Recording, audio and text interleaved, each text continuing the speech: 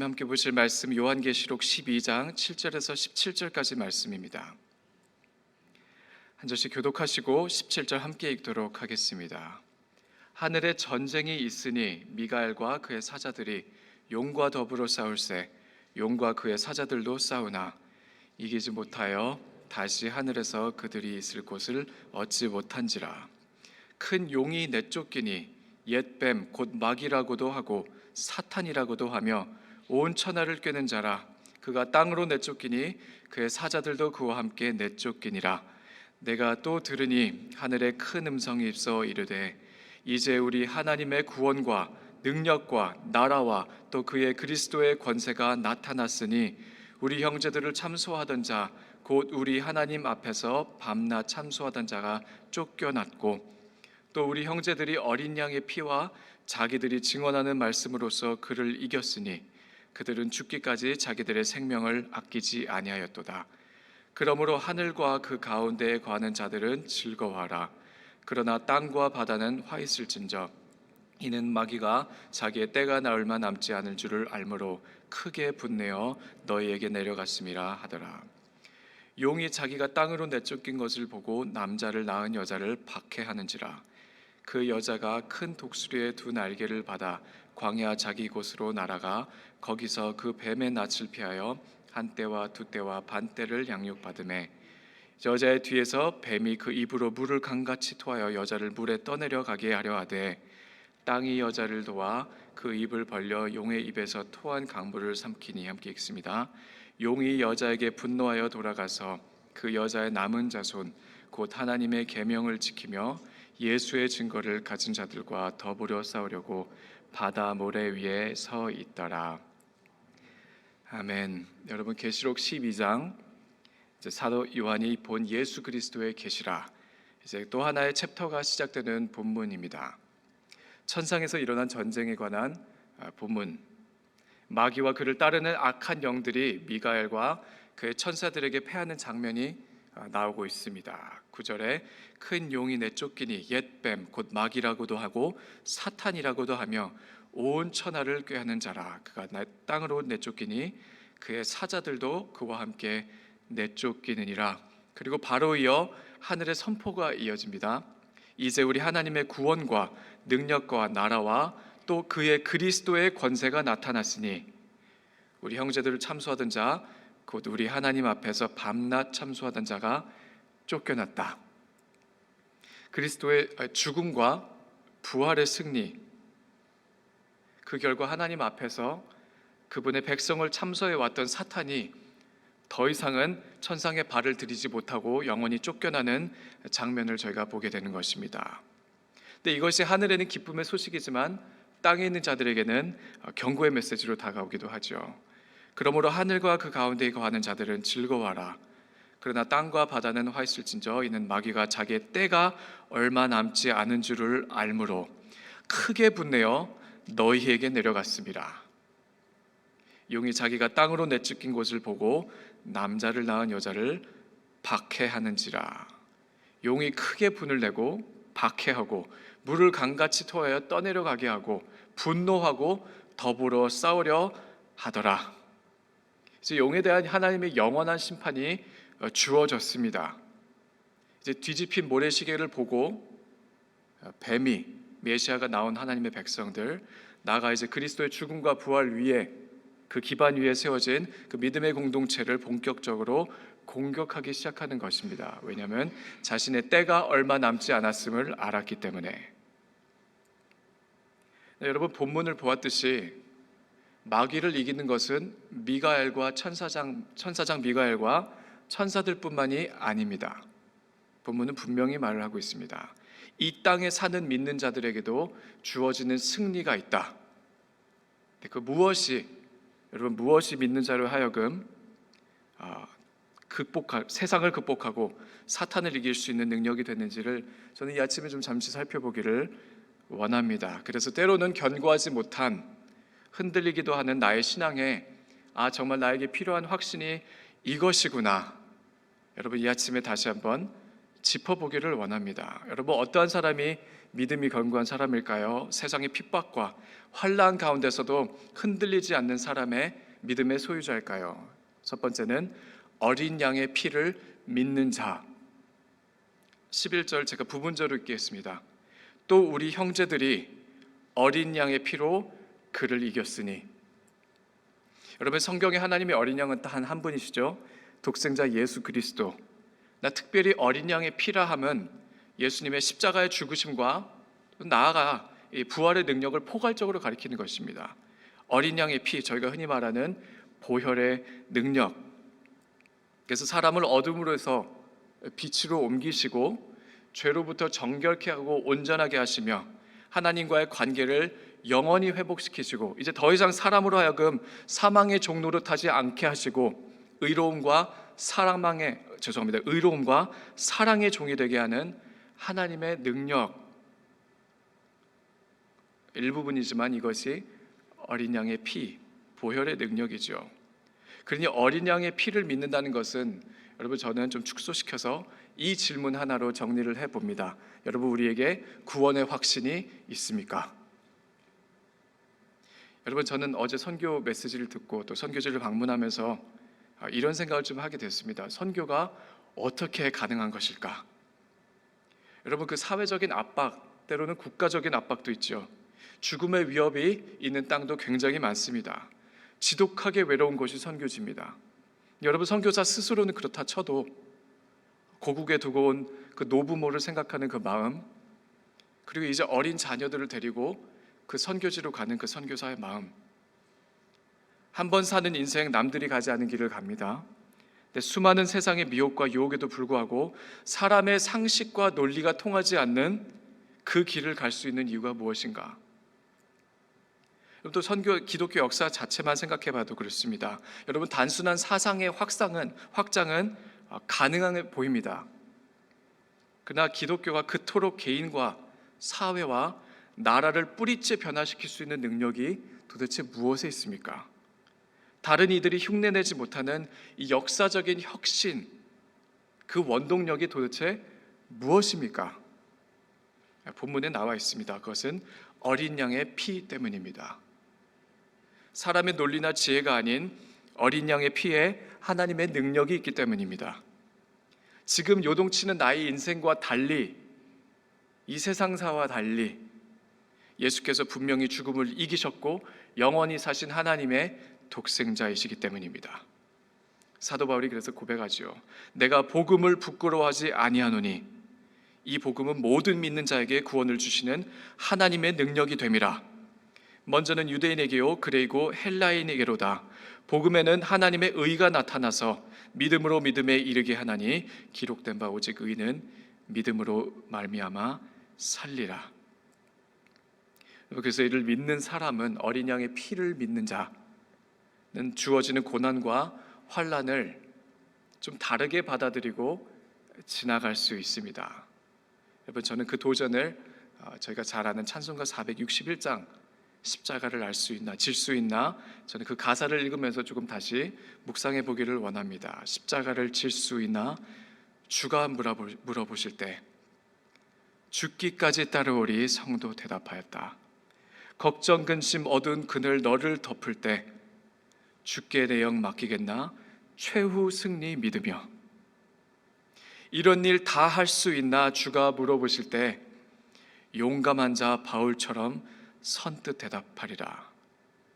우리의 심령 주의 것이니 주님의 형상 만드소서. 주 인도 따라 살아갈 동안 사랑과 충성 늘 바치오리다. 두 번째, 예수의 증거를 가진 자가 세상을 극복하는 자입니다. 11절 제가 나머지 부분을 마저 읽도록 하겠습니다. 또 우리 형제들이 어린 양의 피와 자기들이 증언하는 말씀으로써 그를 이겼으니 그들은 죽기까지 자기들의 생명을 아끼지 아니하였도다. 여기서 증언하는 말씀은 17절에 나와 있는 예수의 증거를 가진 자와 동일한 단어를 사용하고 있습니다. 여러분 잘 아시는 단어죠. 마르투스, 증인이라는 단어, 마르투리아, 증언, 증인의 증언. 순교자를 영어 단어로 할 때 이 어근이 되는 단어가 바로 이 단어이죠. 근데 여러분 잘 아시는 말씀이 있습니다. 내가 만일 내 입으로 예수를 주로 시인하며 또 하나님께서 그를 죽은 자 가운데서 살리신 것을 내 마음에 믿으면 구원을 받으리라. 사람이 마음으로 믿어 의에 이르고 입으로 시인하여 구원에 이르느니라. 근데 말하는 대로 사람을 죽이니까 예수의 죽음과 부활의 증인이 되는 것이 곧 순교자가 된 것이죠. 여러분, 로마 시대 수많은 그리스도인들이 핍박을 당한 것은 분명히 사실입니다. 집중적이고 치밀하며 잔인한 면에서는 역사적으로 분명히 획을 그을 만한 시간이었죠. 그러나 여러분, 오늘날의 세계적인 기독교의 통계들을 좀 찾아보시면 멀리도 말고 지난 5년, 10년간 보셔도 충분합니다. 그리스도인들이 전 세계적으로 당하고 있는 이 환란의 정도, 분포도, 그 잔인함은 여러분과 저의 상상을 초월합니다. 우리가 관심이 없어서 모르는 것뿐이에요. 근데 여러분, 그럼에도 불구하고 왜 선교와 같은 예수의 증거는 조금도 줄지 않고 있습니까? 물론 이제 서구와 한국 교회는 유럽 교회를 그 뒤를 밟고 있다, 그런 얘기가 있긴 하죠. 그러나 왜 중동과 아프리카와 같은 지역들에서는 좀처럼 식지 않고 복음이 불타오르고 있습니까? 그들은 죽기까지 자기들의 생명을 아끼지 아니하였도다. 두 번째, 여러분과 저에게 하고 싶은 질문은 이것입니다. 여러분, 진리에 대한 확신이 있으십니까? 여러분, 구원의 확신이 믿음의 기반이 된다면 진리와 말씀의 확신은 증거를 통해 믿음의 수단이 되는 것입니다. 내가 확신하여 믿는 바를 누군가에게 전하는 것, 그리고 이를 위해 나의 생명을 조금도 아끼지 아니하는 것, 그것이 지난 2000년 기독교의 운동력이고 생명력이고 원동력이었습니다. 앞으로도 변하지 않을 것입니다. 그런데 선교지 선교사들의 삶이 있고 교회 성도들의 삶이 분명히 있죠. 오늘 우리에게 필요한 이 하나의 질문, 나에게 예수 그리스도에 관한 분명한 확신이 있는가? 나아가 나의 생명보다 더 주님을 사랑할 수 있는가? 내 인생에 딱히 자랑할 것이 없고 다른 사람은커녕 내 앞가림도 제대로 못하고 있는 나일지라도 여러분과 저의 안에는 예수 그리스도에 관한 확신이 분명히 서 있습니까? 잘 아시는 찬송가 545장, 이러한 가사가 있습니다. 묵상하기 참 유익한 가사입니다. 이 눈에 아무 증거 아니 배어도 믿음만을 가지고서 늘 걸으며, 이 귀에 아무 소리 아니 들려도 하나님의 약속 위에 서리라. 이 눈이 보기에는 어떠하든지 이미 얻은 증거대로 늘 믿으며 이 마음에 의심 없이 살아갈 때에 우리 소원 주 안에서 이루리. 주님의 거룩함을 두고 맹세한 주 하나님 아버지는 참 미쁘다. 그 귀한 모든 약속 믿는 자에게 능치 못할 무슨 일이 있을까? 걸어가세 믿음 위에 서서, 나가세 의심 버리고. 마지막 세 번째, 하나님의 계명을 지키는 자에게는 승리가 주어집니다. 17절 말씀, 용이 여자에게 분노하여 돌아가서 그 여자의 남은 자손 곧 하나님의 계명을 지키며 예수의 증거를 가진 자들과 더불어 싸우려고 바다 모래 위에 서 있더라. 용, 옛뱀, 마귀, 사탄, 온 천하를 꾀하는 자가 싸우려고 하는 자들은 증언하는 말씀, 조금 전에 보았던 그 예수의 증거를 가진 자들, 그리고 동시에 하나님의 계명을 지키는 자들과 싸우려고 하더라. 반대로 생각하면 여러분, 용과 뱀을 따르는 이 세상과 구별되는 가장 좋은 방법, 아니면 혹은 어쩌면 유일한 방법이 예수 그리스도에 관한 하나님의 말씀을 믿어 순종하는 것입니다. 계명을 지키는 자, 저는 세 번째로 이 질문을 저에게 던져봅니다. 나에게 과연 순종의 각오가 있는가? 여러분, 아버지의 뜻을 따르는 하나님의 아들의 기도를 잘 아시죠? 그러나 나의 원대로 마옵시고 아버지의 원대로 하옵소서.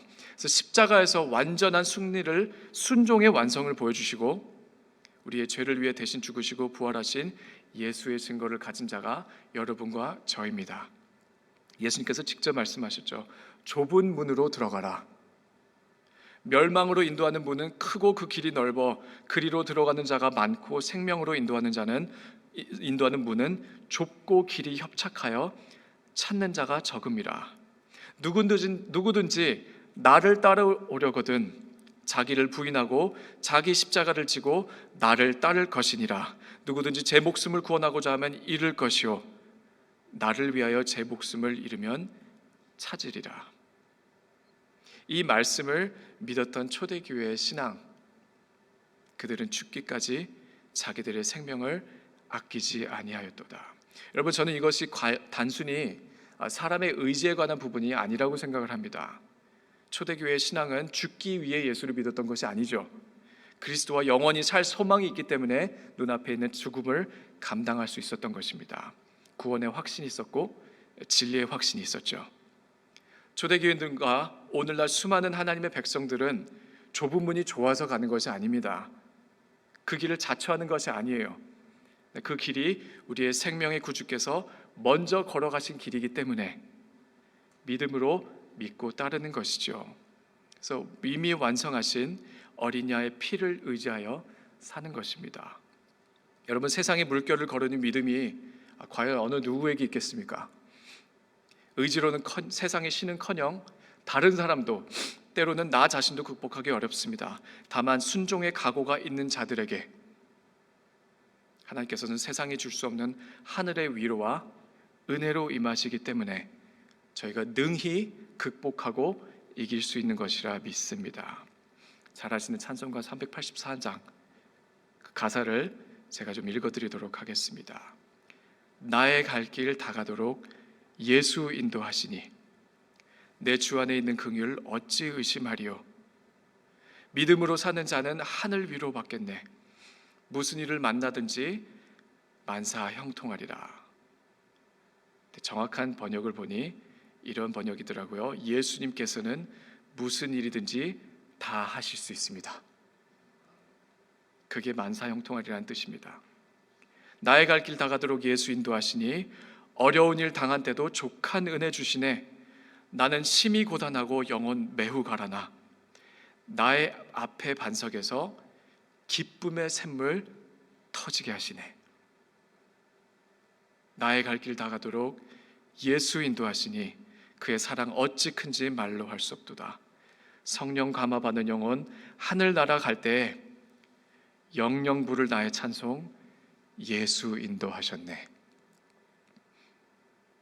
여러분, 믿음의 길이 결코 순조롭거나 평탄하지 않습니다. 아니요, 예수님을 믿고 따라가며 살수록 세상의 저항은 더욱 커질 것입니다. 그래서 하나님께서는 우리에게 분명히 승리를 주셨습니다. 첫 번째, 어린 양의 피를 믿는 자. 두 번째, 예수의 증거를 가진 자. 세 번째, 하나님의 계명을 지키는 자. 이것을 묶어서 복음의 확신이라고도 합니다. 나의 힘이 아닌 나를 능히 구원하신 하나님을 전적으로 의지할 수 있는 자. 더 이상 내 자신이 아닌 그리스도를 위해 사는 사람. 그리하여 나의 뜻이 아닌 하나님의 뜻에 순종할 각오가 있는 자에게 하나님께서는 분명히 승리를 안겨주실 것입니다. 함께 기도하시겠습니다.